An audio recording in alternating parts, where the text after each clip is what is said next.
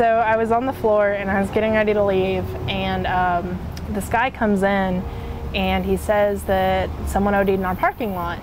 And it wasn't actually in our parking lot, it was like the one right next to it.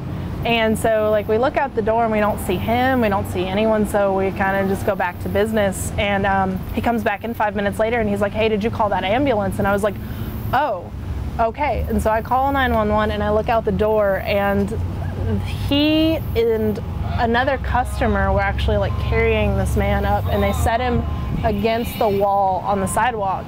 And I go outside and I'm just talking to 911 and I was like, hey, we've got a man here, he's OD'd. And they were like, well, is he breathing? And I was like, I think so. I can see like his pulse. And they were like, okay, well, you need to lay him down. And so it was me, the man that carried him, the customer, and then this other woman who was just another customer.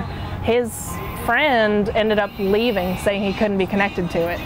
So me and these two strangers were like, I was on the phone with 911 and they laid him down, and the girl started chest compressions, and then I took over for her until the fire truck got here. And then they gave him Narcan and oxygen, and whenever he was able to come to, he said that he'd overdosed on heroin. I have no clue who he was. And that was something that I'd actually kind of thought about, you know, for the week after is, you know, did this guy have family that knew that he was in the hospital, you know, and just like hoping that this might be the thing that, you know, changed the course of his life, and just hoping that one day I see him and he's different and like under different circumstances. But I don't even know what his name is.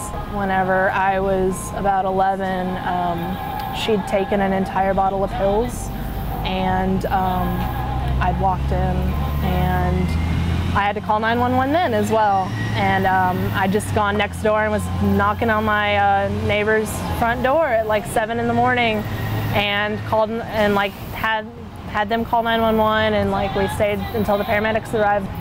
It's crazy. It's something that you don't think is as big of a problem until you grow up, and then, you know, you start seeing so many of your friends die from these kinds of things. It's crazy. I honestly believe that, you know, more people should be trained on it, for one, and then also just, I feel that more establishments should have some kind of training on this, or at least keep it in the back, because you never know. You never know when you're gonna be in this situation where you've got to save a life. And with the opioid epidemic that we're going through currently, like it's more common than I think people really think.